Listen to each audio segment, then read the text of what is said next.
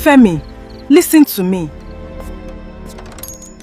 That woman in your house, something is not right. She is not human. If you stay with her, you will not survive it.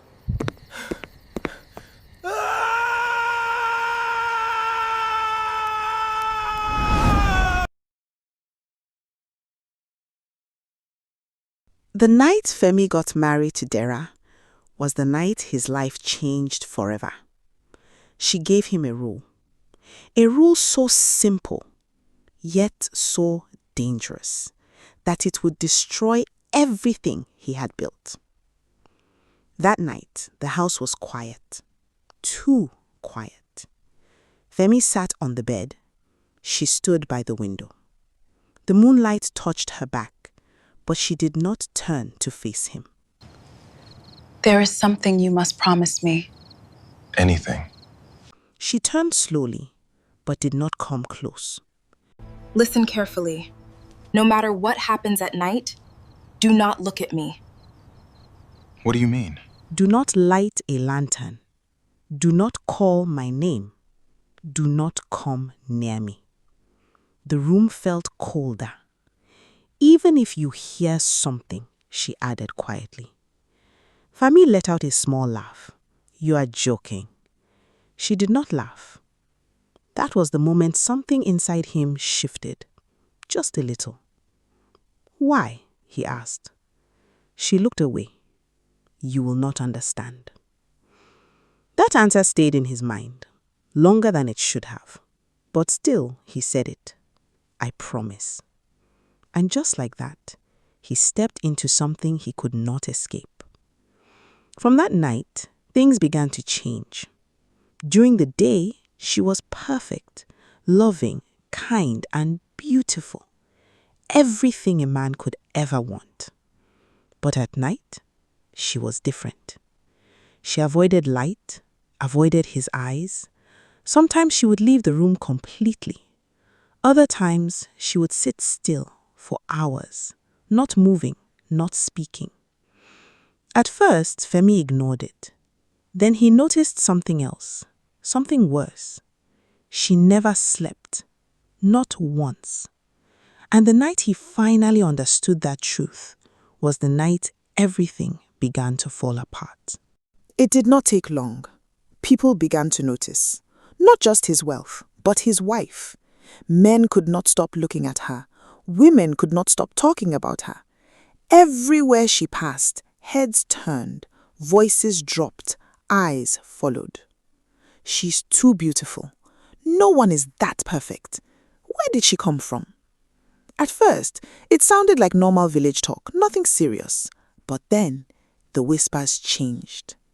There is something wrong with that woman. I don't trust her. She doesn't behave like us. Femi heard the words, but he ignored them, because any time he looked at her during the day, he saw nothing but peace, nothing but love. Until one afternoon, someone from his past returned. Her name was Sade. Before Femi became rich, before the strange woman entered his life, Sade had been the closest thing he had to love. But she left. Not because she hated him, but because she did not believe in him. Now she was back, and when she saw him, standing in front of his new house, wearing clean clothes, her eyes changed, not with happiness, but with something darker: regret, jealousy, and anger.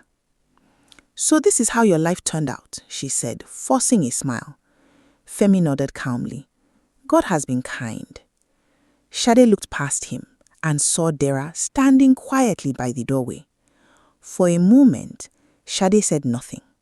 Then her smile disappeared. Where did you find her? She asked. Femi felt something in her tone, something sharp. I didn't find her, he said. She came into my life. Sade laughed, a dry, empty laugh. Of course she did. She stepped closer, lowered her voice. And you think this is normal? Femi frowned. What are you trying to see? Sade stood straight into his eyes. Men don't just become rich overnight, Femi. He said nothing. And women like that, she continued, glancing again at his wife, don't just appear from nowhere. Something about her words lingered, but Femi pushed it away. I am happy, he said firmly. That is enough. Sade studied him for a long moment. Then she nodded slowly. All right. She turned to leave, then stopped. And at night, she asked quietly. Femi's heart skipped. What happened that night? The question hit deeper than it should have. I don't know what you mean, he replied quickly. Sade smiled, but this time, there was no warmth in it. Then maybe you should find out. And just like that, she walked away. That was the first time Femi allowed doubt into his mind. And once doubt enters, it does not leave easily. That night, he could not sleep. The house felt different. The silence felt louder. Then it came again. That sound from the room where Dara lay. Soft, slow, and unnatural. Femi opened his eyes. His heart began to beat faster. Don't look, her voice echoed in his mind. Don't light a lantern. The sound came again, closer. This time, it did not sound like movement. It sounded like something dragging across the floor. Femi swallowed, his throat dry. No, it's nothing. But deep down, he knew something was wrong. The next day, Sade did something unexpected. She went to see a native doctor, a man people feared, a man people avoided. She told him everything about Femi, about his wife, about the sudden wealth. The old man listened quietly, eyes half closed. When she finished, he did not speak immediately. Then slowly, he opened his eyes and said one sentence. The woman in that house is not human. Sade felt her heart jump. What do you mean? She asked quickly. The old man leaned forward. Some spirits come like blessings, he said, but they are not sent to stay. Sade's hands tightened. What happens if they are exposed? She asked.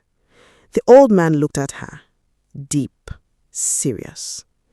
Everything they bring, they take back. Silence filled the room. And the Nan, Sade whispered. The old man did not blink. If he is lucky, he will only lose everything. A cold chill ran through her body.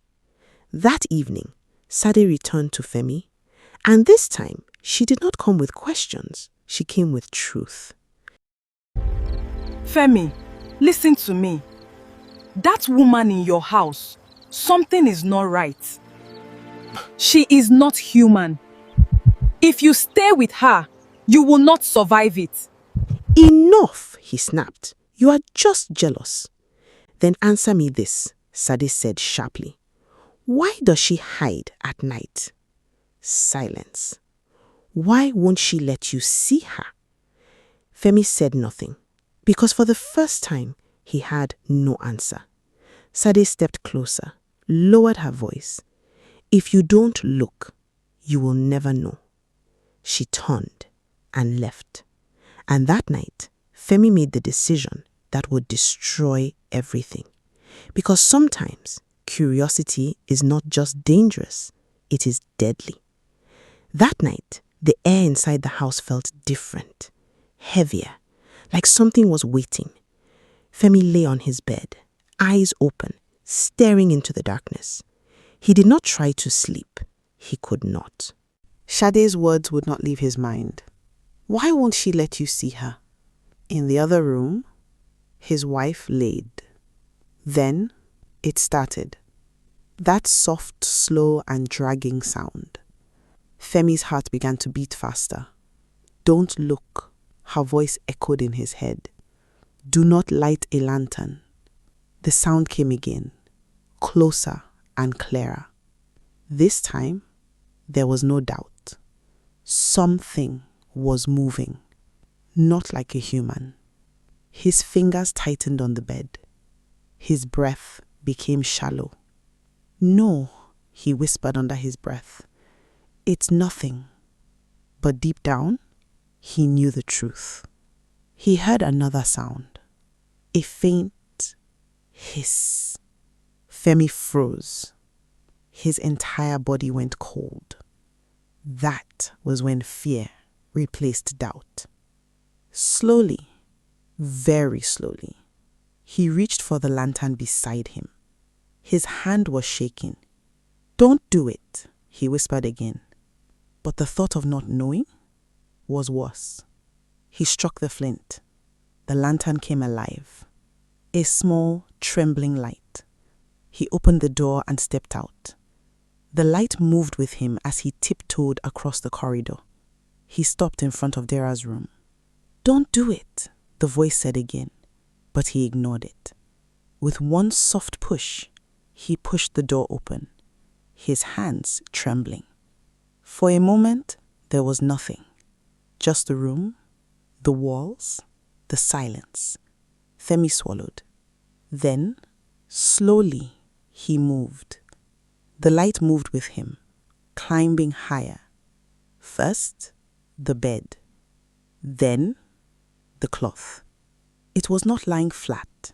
It was moving, rising, falling, twisting, like something underneath it was alive. Femi's heart stopped.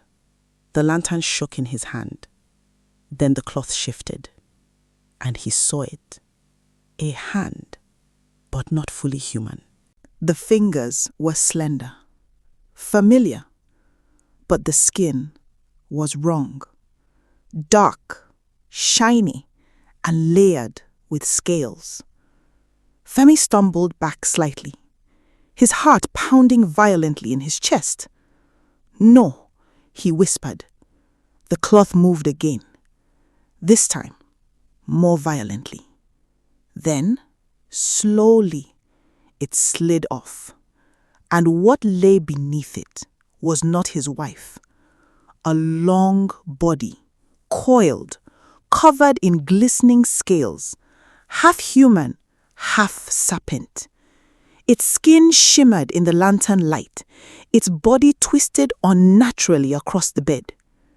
Then, the head lifted, and two glowing green eyes opened. They locked onto him. Femi could not move, could not breathe. The face was hers, but not fully. Something about it had changed. The beauty was still there, but now it was terrifying. Her mouth opened slightly, too wide. A soft hiss escaped her lips. Femi's voice finally broke free. "What are you?" There was silence. Then slowly, she began to turn toward him. Her movement was not human. It was smooth, controlled, deadly. The lantern slipped in his hand. His body trembled violently.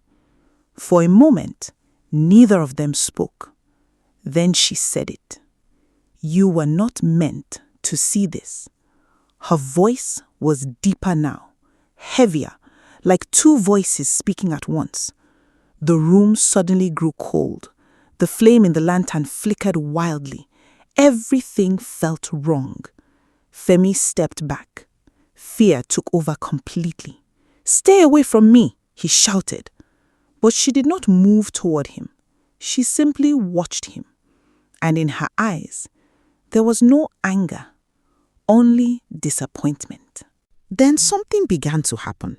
At first, it was small. The lantern flickered. Then, the walls shook slightly. Then everything changed. Outside, a strong wind began to rise.